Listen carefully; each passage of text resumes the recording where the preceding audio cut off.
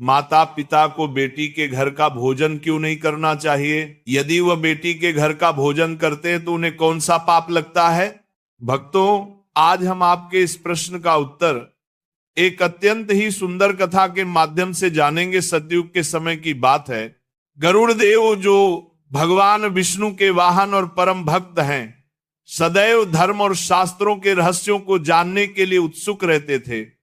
एक दिन वह वैकुंठ धाम में भगवान श्री हरि के पास आए और हाथ जोड़कर बोले, हे प्रभु, आज जब मैं आकाश लोक में विचरण कर रहा था तभी मैंने पृथ्वी लोक पर एक विचित्र दृश्य देखा, जिसे देखकर मेरे मन में एक शंका उत्पन्न हुई है। हे प्रभु, मैंने देखा है पृथ्वी लोक पर बहुत से माता पिता अपनी विवाहित पुत्री के घर जाते हैं और वहां का अन्न जल ग्रहण करते हैं, किंतु शास्त्रों में कहा गया है कि माता पिता को बेटी के घर का भोजन ग्रहण नहीं करना चाहिए, ऐसा करना वर्जित है। हे प्रभु, इस नियम के पीछे क्या कारण है? और यदि कोई माता पिता ऐसा करते हैं तो उन्हें कौन सा पाप भोगना पड़ता है? और मेरा दूसरा प्रश्न यह है कि इस संसार में सबसे बड़ा धन क्या है? गरुड़ देव के इन प्रश्नों को सुनकर भगवान विष्णु एक रहस्यमयी मुस्कान के साथ बोले, हे विनता पुत्र गरुड़, तुम्हारा प्रश्न अत्यंत श्रेष्ठ और धर्म संगत है। इस विषय में बहुत से लोग भ्रमित रहते हैं।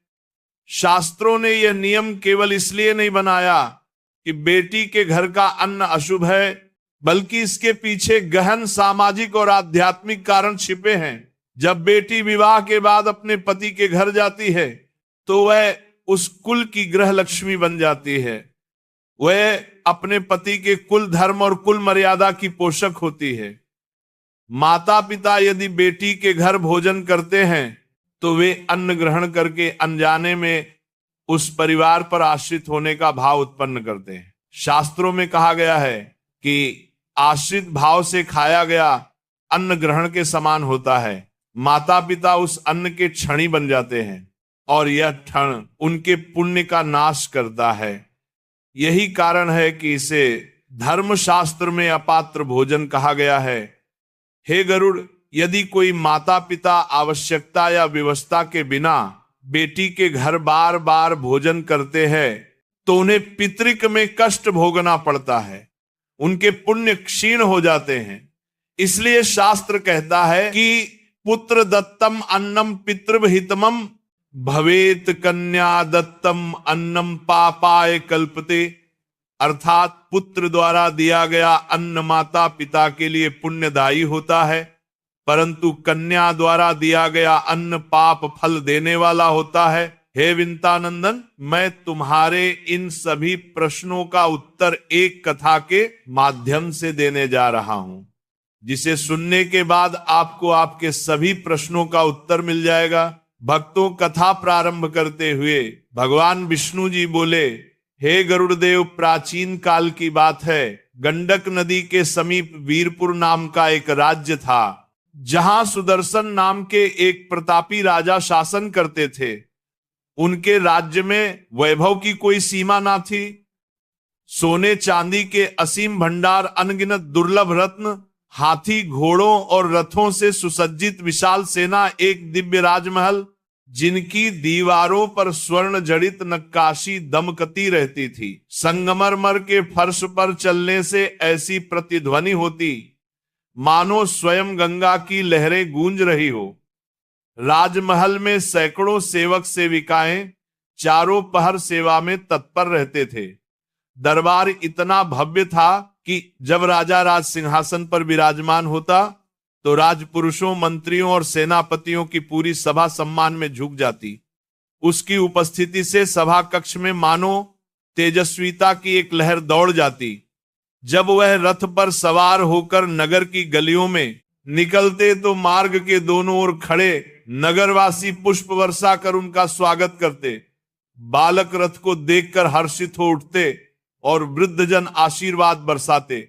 हर ओर राजा सुदर्शन की जय जयकार गूंजती, परंतु उस राजसी चकाचौंध के पीछे गहरा अंधकार छिपा था। जैसे ही रात का समय आरंभ होता, सुदर्शन का मन बेचैन हो उठता। वह अकेला अपने विशाल कक्ष की खिड़की के पास खड़ा होकर आकाश की ओर देखता। मानो तारों से कोई अनकही बात कहना चाहता हो। वह स्वयं से प्रश्न करता, इतना वैभव, इतना यश, इतनी शक्ति और सम्मान, फिर भी मेरे मन को शांति क्यों नहीं मिलती? ये खालीपन कौन सा है जो सब कुछ होते हुए भी मुझे भीतर ही भीतर खाए जा रहा है? भक्तों, ये सब सोचकर राजा सुदर्शन की बेचैनी दिन प्रतिदिन बढ़ती जा रही थी। एक दिन राजा सुदर्शन ने दरबार के बीच अपने मंत्रियों और सभासदों से प्रश्न पूछते हुए कहा, मुझे बताओ, सबसे बड़ा धन क्या है? सोना, चांदी, राजसत्ता, पुत्र पुत्री या प्रजा का प्रेम? यह प्रश्न सुनकर सभा में क्षण भर के लिए मौन छा गया। सभी मंत्री, अमात्य और राजपुरुष एक दूसरे का चेहरा देखने लगे। फिर एक एक करके सबने अपनी अपनी राय रखनी शुरू की। किसी ने कहा, स्वामी, सोना ही सबसे बड़ा धन है, क्योंकि उससे संसार की हर वस्तु खरीदी जा सकती है, हर इच्छा पूरी की जा सकती है। दूसरे ने कहा, नहीं महाराज, संतान सबसे बड़ा धन है, क्योंकि वही वंश को आगे बढ़ाती है, नाम को अमर बनाती है। तीसरे ने कहा, महाराज, प्रजा का सम्मान और उनका प्रेम ही सबसे बड़ा धन है, क्योंकि उसके बिना राजा अधूरा है। चाहे सोना हो या संतान, यदि प्रजा का स्नेह ना हो तो राज सत्ता टिक नहीं सकती।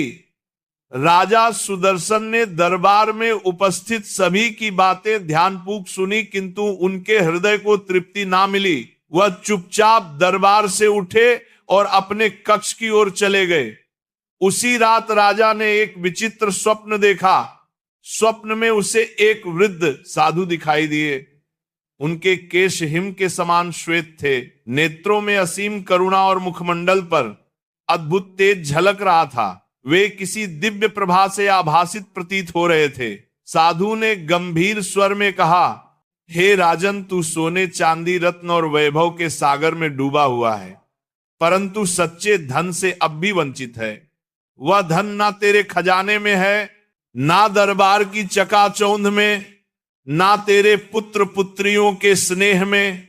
वह धन तुझे केवल धर्म और सत्कर्म के मार्ग पर चलकर प्राप्त होगा। वही धन अमर है, वही जीवन को सार्थक करता है। स्वप्न में साधु की वाणी सुनते ही सुदर्शन का हृदय कांप उठा और उसकी आंख खुल गई। स्वप्न विलीन हो गया, परंतु उन वचनों की गूंज उसके मन में प्रतिध्वनित होती रही। भोर होते ही वह व्याकुल मन से अपने राजपुरोहित को बुलवाता है और स्वप्न में देखी हुई बातें बताते हुए बोला, महाराज, मैंने एक अद्भुत स्वप्न देखा। मैंने देखा स्वप्न में एक तेजस्वी वृद्ध साधु ने मुझसे कहा कि सबसे बड़ा धन नष्ट नहीं होता और वह केवल धर्म और सत्कर्म से ही प्राप्त होता है, किंतु मैं समझ नहीं पाया कि वह धन वास्तव में है क्या। कृपया बताइए, वो कौन सा धन है जो कभी नष्ट नहीं होता। राजा सुदर्शन की बात सुनकर राजपुरोहित शांत भाव से मुस्कुराए। उनके नेत्रों में गहन ज्ञान की झलक थी। वे मंद मुस्कान के साथ बोले, महाराज, आपका प्रश्न साधारण नहीं, अत्यंत गूढ़ है। राजभोग और संपत्ति तो क्षण भंगुर है। सच्चे धन का रहस्य समझना चाहते हैं तो आपको उन साधु संतों और महर्षियों के पास जाना होगा जो सांसारिक बंधनों से परे है। वही आपको उस अमर धन का मार्ग दिखा सकते हैं। राज पुरोहित के इन वचनों ने राजा सुदर्शन के हृदय में एक नई ज्वाला प्रज्वलित कर दी। फिर राजा ने निश्चय कर लिया कि वह इस अदृश्य और अमर धन को पाने के लिए अपना राज सिंहासन, वैभव और सुख सुविधाएं सब कुछ त्याग दूंगा। भक्तों, आगे भगवान विष्णु जी गरुड़ देव से बोले, हे पक्षी राज राजा सुदर्शन, राज पुरोहित के मुख से यह बात सुनकर अपने विशाल राजमहल, सोने चांदी के भंडार और राज वैभव को छोड़कर अकेले ही वन की ओर निकल पड़ा। उसका पथ सरल नहीं था। कभी वह कांटों से भरे पथ पर चलता तो कभी घने और अंधकार में जंगलों से होकर गुजरता, लेकिन उसके हृदय में एक ही ज्वाला प्रज्वलित थी, ये जानने की कि वह कौन सा धन है जो कभी नष्ट नहीं होता। कई दिनों की कठिन यात्रा के बाद थका हारा राजा सुदर्शन अंततः एक शांत वनाश्रम पहुंचा। वहां उसने देखा कि एक महात्मा गहन ध्यान में लीन है। उनका शरीर वयोवृद्ध था, पर चेहरा तेजस्वी और आंखें ज्ञान से भरी हुई थी। राजा ने उनके चरणों में प्रणाम किया और विनम्र स्वर में कहा, हे गुरुदेव, मेरा नाम सुदर्शन है। मैं वीरपुर राज्य का राजा हूं। मैं वह जानने आया हूं जो आज तक मुझे किसी ने नहीं बताया। मेरे पास धन दौलत परिवार यश वैभव सब कुछ है, फिर भी मेरे भीतर खालीपन है। कृपा कर बताइए वह कौन सा धन है जो कभी नष्ट नहीं होता।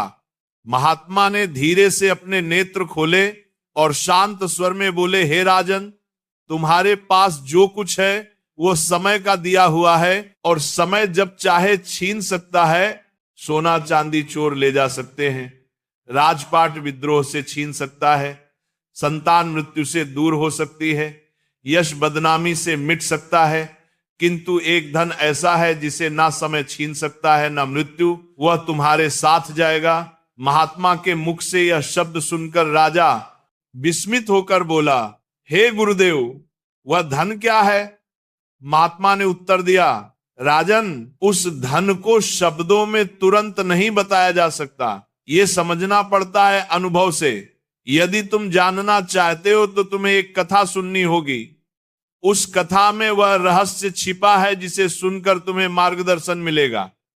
राजा सुदर्शन ने हाथ जोड़कर कहा, हे गुरुदेव, कृपा कर वह कथा सुनाइए।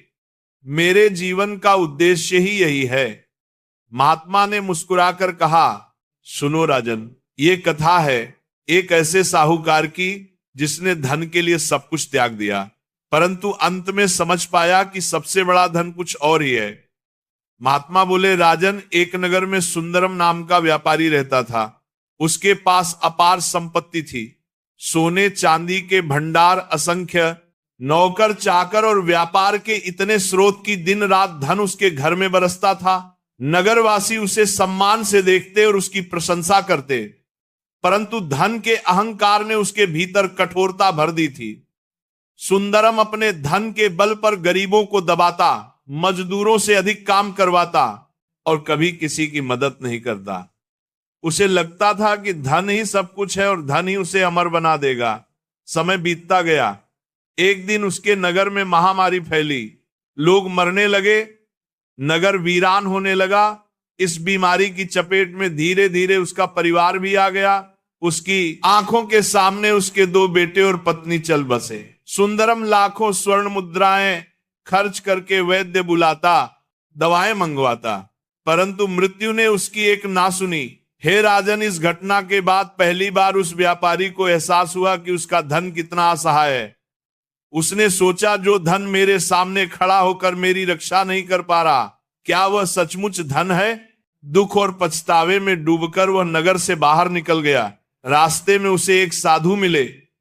साहूकार रोते हुए उनके चरणों में गिर पड़ा, रोते हुए बोला, महाराज, मेरे पास इतना धन था कि मैं खुद को दुनिया का सबसे बड़ा धनवान मानता था, पर आज मैं अकेला हूं, सब छीन गया। बताइए कौन सा धन है जो मृत्यु भी नहीं छीन सकती? साधु ने शांत स्वर में उस साहूकार को उत्तर दिया और बोले, साहूकार, जो धन तूने कमाया वह तेरा नहीं था, वह केवल समय के लिए था। असली धन तो पुण्य, धर्म और भक्ति है। जब तुम दीन दुखियों की सेवा करोगे, सत्य और करुणा का पालन करोगे, तभी तुम्हारा धन अमर होगा और तुम्हें मोक्ष की प्राप्ति होगी। साधु महात्मा की बातें सुनकर साहूकार का हृदय परिवर्तित हो गया। फिर उसने अपना शेष जीवन गरीबों की सेवा में लगा दिया। अनाथ बच्चों के लिए आश्रय बनाए, भूखों को भोजन कराया और जब अंत समय आया तो उसके चेहरे पर संतोष की मुस्कान थी, क्योंकि अब वह जान चुका था कि अमर धन केवल पुण्य है। भक्तों, महात्मा जी ने कथा समाप्त कर राजा सुदर्शन से कहा, हे राजन, उस साहूकार ने सब कुछ खोकर यह सत्य पाया, परंतु यह सत्य तुम्हें साधु संतों के वचन से मिल रहा है। अगर तुम इसे समझ लो तो तुम्हारे जीवन का अर्थ कितना ऊंचा हो सकता है। साधु महात्मा की बातें सुनने के बाद राजा सुदर्शन कुछ देर मौन बैठे रहे। उनके चेहरे पर विचारों का भार स्पष्ट था। फिर उन्होंने हाथ जोड़कर कहा, हे गुरुदेव, आपकी कथा ने मेरे हृदय को झकझोर दिया, परंतु यदि सचमुच धन वैभव और परिवार सब नश्वर हैं और केवल पुण्य ही सबसे बड़ा धन है, तो फिर राजधर्म, प्रजाधर्म और भक्ति का स्थान कहां है? क्या केवल दान और सेवा ही उस धन का मार्ग है? राजा सुदर्शन के इस प्रश्न को सुनकर महात्मा ने शांत स्वर में उत्तर दिया, हे राजन, तुम्हारा यह प्रश्न उचित है। पुण्य केवल दान करने से नहीं मिलता, दान तो एक अंग है। असली पुण्य तो तब होता है जब तुम अपने कर्तव्यों को धर्म के अनुसार निभाते हो। एक राजा के लिए प्रजा की रक्षा करना, अन्याय का नाश करना, सत्य का पालन करना और धर्म को बढ़ाना ही सबसे बड़ा पुण्य है। जैसे एक साधु तपस्या से पुण्य कमाता है, वैसे ही राजा न्याय और धर्म पालन से पुण्य अर्जित करता है। हर व्यक्ति का धर्म अलग है, परंतु धर्म निष्ठा और करुणा ही उसका शाश्वत धन बनती है। राजा ने दोबारा पूछा, हे गुरुदेव, यदि पुण्य ही अमर धन है तो क्या इसका फल मृत्यु के बाद भी आत्मा को मिलता है? महात्मा ने गहरी दृष्टि से राजा को देखा और बोले, हां राजन, जब मनुष्य इस संसार से विदा लेता है तब उसके सोने चांदी के भंडार यही रह जाते हैं, उसके राजमहल धूल में मिल जाते हैं, उसका नाम यश समय के गर्त में खो जाता है, किंतु उसके पुण्य कर्म और पाप कर्म ही आत्मा के साथ जाते हैं। यही आगे चलकर उसे स्वर्ग या नरक के मार्ग पर ले जाते हैं, यही अगले जन्म का आधार बनते हैं। यही वह खजाना है जो कभी नष्ट नहीं होता। राजा सुदर्शन ने गहरी सांस ली और कहा, गुरुदेव, अब मुझे समझ आ रहा है कि अमर धन अलग अलग व्यक्ति के लिए अलग कर्तव्यों से बनता है। व्यापारी के लिए दान और सेवा, आर्ष के लिए तप और करुणा और राजा के लिए धर्म पालन।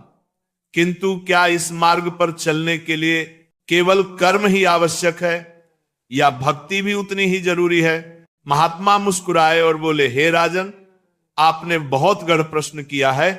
कर्म और भक्ति दोनों मिलकर ही अमर धन का निर्माण करते हैं। इसे समझाने के लिए अब मैं तुम्हें एक भक्त की कथा सुनाऊंगा, जिसने साधारण जीवन जीते हुए भी भक्ति से इतना धन अर्जित किया कि देवता भी उसका सम्मान करते हैं। महात्मा बोले, राजन, तुमने उचित प्रश्न किया है कि क्या भक्ति भी अमर धन का मार्ग है। अब मेरी बात ध्यान पूर्वक सुनो। मैं तुम्हें एक ऐसे बालक की कथा सुनाने जा रहा हूं जिसने भक्ति से वह धन अर्जित किया जो आज भी अमर है। उस बालक का नाम ध्रुव है। हे राजन, एक समय की बात है, उज्जवल राज्य का राजकुमार ध्रुव अपनी बाल सुलभ मासूमियत में कभी नहीं सोच सकता था कि उसके अपने ही घर में उसके साथ भेदभाव होगा।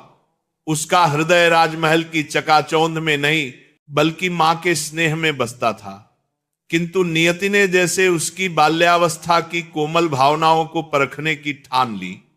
राजमहल में एक दिन ऐसा आया जब ध्रुव ने खेलख में अपने पिता महाराज उत्तानपाद की गोद में बैठने की इच्छा जताई, परंतु उसकी सौतेली रानी ने उसे तिरस्कार भरे शब्दों से रोक दिया।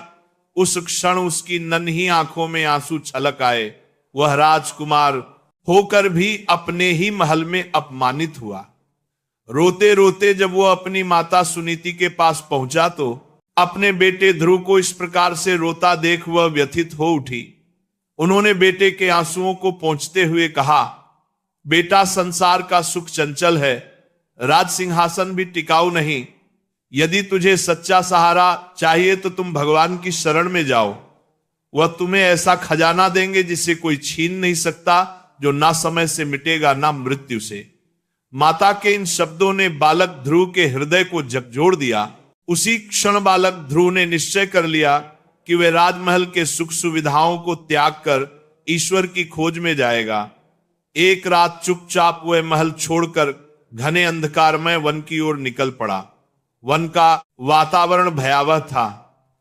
कहीं हिंसक पशुओं की गर्जना, कहीं ठंडी हवाओं की सरसराहट, कहीं कांटों से भरी झाड़ियां। परंतु उस नन्हे बालक का साहस अद्भुत था। उसने वन के मध्य एक स्थिर स्थान चुना और ईश्वर की ध्यान साधना में लीन हो गया। दिन बीतते गए। कभी उसने केवल पत्ते खाए, कभी सिर्फ जल पिया और अंत में तप की तीव्रता इतनी बढ़ गई कि वह मात्र प्राणवायु पर ही जीवित रहने लगा। उसका तन क्षीण हो गया, परंतु मन और श्रद्धा अटल रही। ध्रुव की आंखों में ईश्वर का नाम था, उसकी श्वास में प्रभु की पुकार थी। उसकी निष्कलंक भक्ति और कठोर तपस्या से देवक भी विचलित हो उठे। अंततः उसकी भक्ति ने स्वयं भगवान विष्णु को प्रसन्न कर दिया।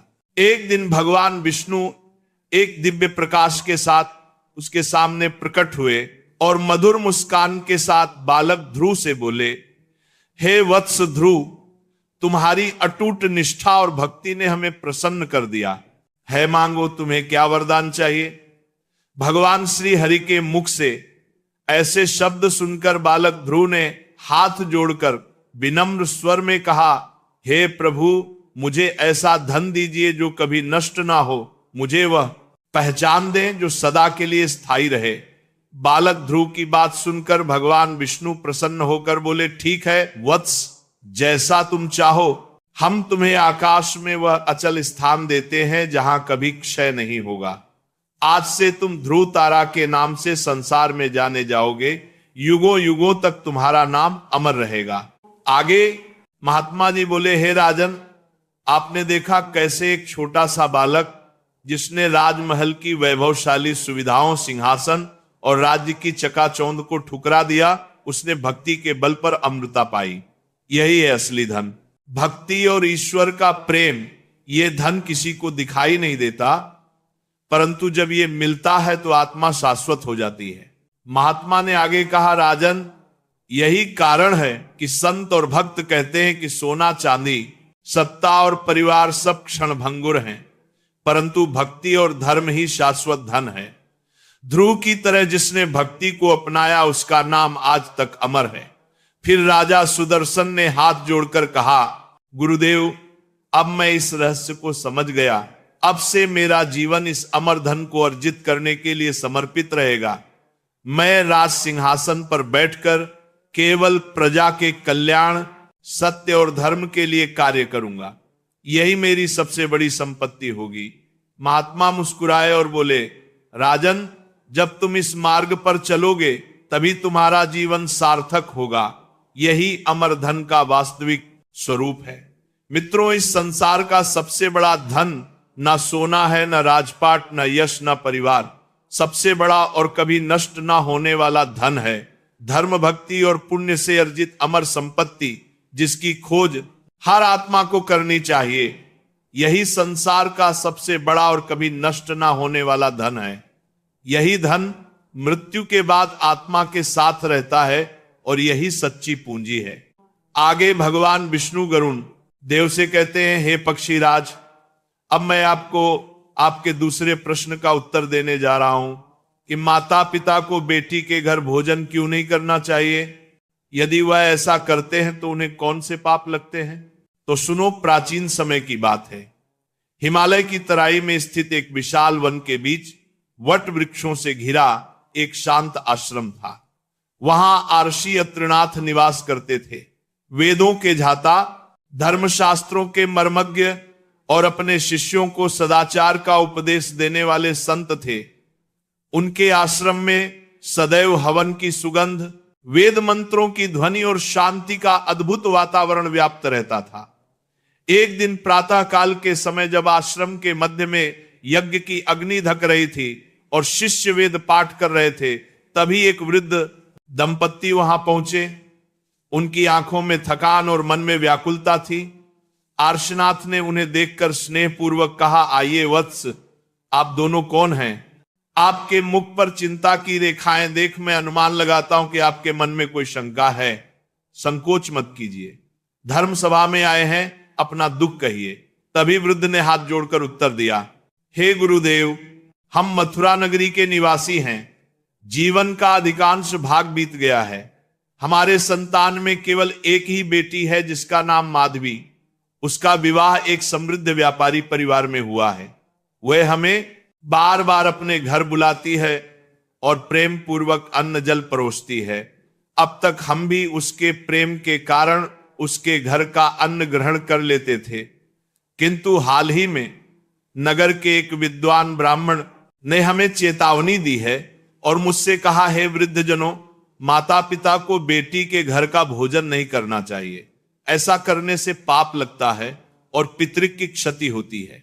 यह सुनकर हम भयभीत और विचलित हो गए। गुरुदेव, क्या सच में ऐसा कोई नियम है? क्या बेटी के घर का अन्न ग्रहण करना पाप है? नश्शी अत्रीनाथ ने गंभीर होकर नेत्र बंद किए और शांत स्वर में बोले, हे वत्स, यह प्रश्न अत्यंत सूक्ष्म है। यह केवल भोजन का विषय नहीं, बल्कि धर्म की मर्यादा और गोत्र की पवित्रता से जुड़ा हुआ है। शास्त्रों में स्पष्ट कहा गया है कि माता पिता अपने पुत्र के घर का अन्न निसंकोच ग्रहण कर सकते हैं, क्योंकि पुत्र पिता की वंश परंपरा को आगे बढ़ाता है। उसके अर्जित धन और अन्न में माता पिता का भी अधिकार होता है, परंतु कन्या विवाह के बाद पति के कुल की सदस्य हो जाती है।